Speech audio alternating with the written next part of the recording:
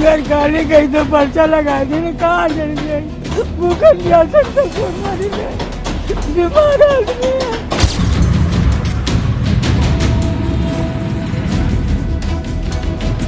Notice अभी ये जानबूझकर प्रताड़ित करने के लिए किया जा रहा है जिला प्रशासन के द्वारा।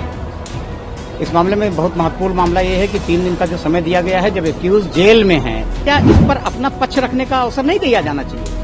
जो आदमी जेल में है, उसका घर लूट लिया गया है, उसको अपने दस्तावेज पेश करने हैं, वो अपना दस्तावेज कैसे पेश करेगा जब आप सही समय नहीं देंगे?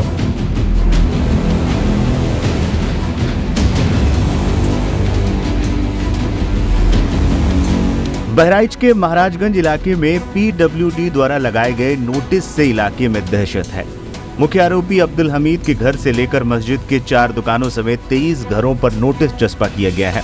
पीडब्ल्यूडी की तरफ से लगाए गए नोटिस के बाद लोगों ने अपने घरों से सामान निकालना शुरू कर दिया। दुकान खाली करवाई जा रही है।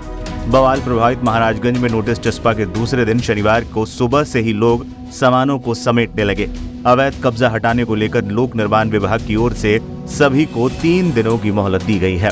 सोमवार तक सभी को खुद अतिक्रमण हटाने का अल्टीमेटम लोक निर्माण विभाग की ओर से दिया गया है। नोटिस को लेकर लोगों के अंदर बुलडोजर का डर दिखा। नोटिस पर अब्दुल हमीद के वकील ने सवाल उठाते हुए सुप्रीम कोर्ट के निर्देश का हवाला देते हुए राज्य सरकार और प्रशासन पर गंभीर सवाल उठाए।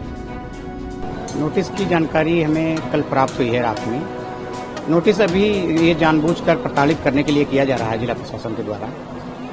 इस मामले में बहुत महत्वपूर्ण मामला ये है कि 3 दिन का जो समय दिया गया है, जब एक्यूज जेल में है, सब जान रहे हैं, तो एक्यूज को सर्व करवाना चाहिए था।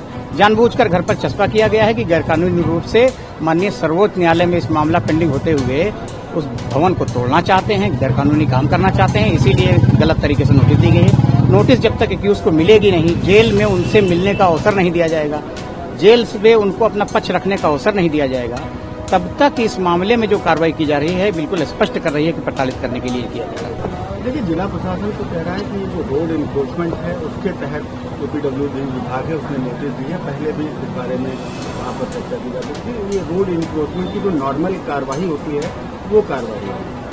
आप समझिए, मीडिया बंधु, आप समझिए कि सिर्फ 23 आदमी के खिलाफ क्यों? क्या जिला प्रशासन इस बात का प्रमाण पत्र देगा कि इस 23 के अलावा कोई इन्क्रोचमेंट और नहीं हुआ है? इससे ये स्पष्ट हो रहा है। हम ये कह रहे हैं कि अगर अवैध निर्माण है, सर्वोच्च न्यायालय ने भी इस पर कहा है कि गाइडलाइन बनाई है और कहा है कि तोड़ना चाहिए, बिल्कुल हम इसके सपोर्ट में है, तोड़ना चाहिए, लेकिन क्या इस पर अपना पक्ष रखने का अवसर नहीं दिया जाना चाहिए? जो आदमी जेल में है, उसका घर लूट लिया गया है, उसको अपने दस्तावेज पेश करने हैं, वो अपना दस्तावेज कैसे पेश करेगा जब आप सही समय नहीं देंगे? हम ये कह रहे हैं कि इसमें आप उचित समय दीजिए, उसका पक्ष सुनिए, उसके बाद आप उसको धराशायी करिए। इस पर कोई रोक नहीं लगाना चाहता है। सर्वोच्च न्यायालय की गाइडलाइन है, उसको फॉलो करें, अपना पक्ष रखने का मौका दें, और जो कानूनी कार्रवाई है उसको करने दिया जाएगा और सपोर्ट किया जाएगा। इसके अलावा स्थानीय लोगों में भी बुलडोजर की कार्रवाई का डर दिखा और लोग इस दौरान अपने आंसू तक नहीं रोक पाए। प्रशासन की तरफ से यही आया है कि दुकान पे नोटिस लग गई थी, हमारी किराए की दुकान है तो खाली करना ही पड़ेगा, इसीलिए खाली कर रहे हैं। क्या कहा मकान मालिक ने, क्या बोला? मकान मालिक ने बोला कि दुकान खाली कर लीजिए, जो होगा बाद में देखा जाएगा, बाद में अगर दुकान बचेगी तो फिर रख लेना। इसीलिए हम लोग दुकान खाली कर रहे हैं, घर पे ले जा रहे हैं सामान। इलेक्ट्रॉनिक की दुकान थी हमारी। दिक्कत तो होती है अचानक, फिर क्या करें? लगता है कि बुलडोजर लग तो रहा है, सिचुएशन यही कह रही है क्या लगा कि बुलडोजर चलेगा। अच्छा, इंटरनेट यहाँ पर नेट चल रहा है? नेट तो फिलहाल चल रहा है, लेकिन ज़्यादा अच्छा नहीं चल रहा है। सर, हमारी यहाँ पे बेकरी की दुकान थी, हम केक बनाते हैं यहाँ पे, तो वही हमारी वैसे दूसरी ब्रांच भगवानपुर में है, सेकंड ब्रांच थी हमारी। अब यहाँ से इसको हम वापस भगवानपुर ले जा रहे हैं। जी। तो क्या कहा मकान मालिक ने? मकान मालिक ने कहा था शाम को सर कि यहाँ पे नोटिस लग गई, आप अपने बचाव के लिए अपना सामान यहाँ से ले जाइए, नहीं तो सामान टूट जाएगा, नुकसान होगा आपका, इसलिए सब दुकान खाली कर दीजिए। बहुत दिक्कत हो रही है सर, हमारा काफ़ी नुकसान है। लगभग 4 से 5 लाख रुपए हमने यहाँ पे लगवाए थे इन्वेस्ट। अभी 2 महीने हुए हैं सर, इतना कमाया नहीं जितना हमारा नुकसान हो गया। जी, बहुत दुख है सर।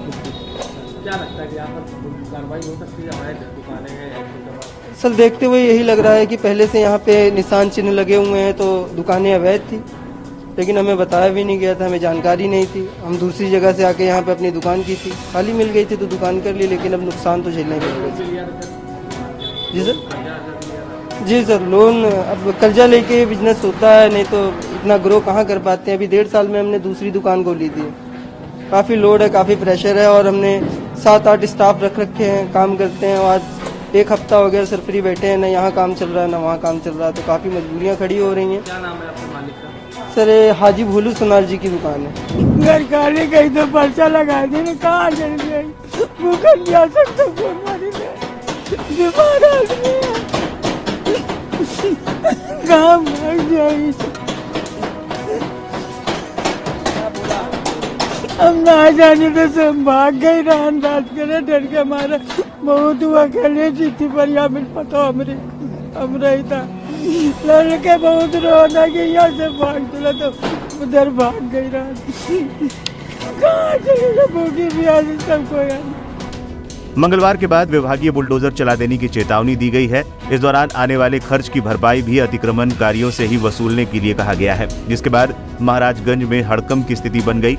सुबह से ही लोग सामानों को बाहर निकालकर सुरक्षित जगहों पर ले जा रहे हैं। दुकानों और मकानों के आगे बने टीन शेड को भी हटाया जा रहा है। लोक निर्माण विभाग के जेई पंकज सिंह ने बताया है कि पिछले साल भी नोटिस जारी किया गया था, बावजूद अतिक्रमण हटाने को लेकर लोग गंभीर नहीं हो रहे थे, लिहाजा सख्ती से निपटने को लेकर ये कदम उठाया गया है। हालांकि पूरे मामले को बहराइच हिंसा से जोड़कर देखा जा रहा है और स्थानीय लोग आरोप लगा रहे हैं कि हिंसा के बाद ही ये बुलडोजर की कार्रवाई की जा रही है।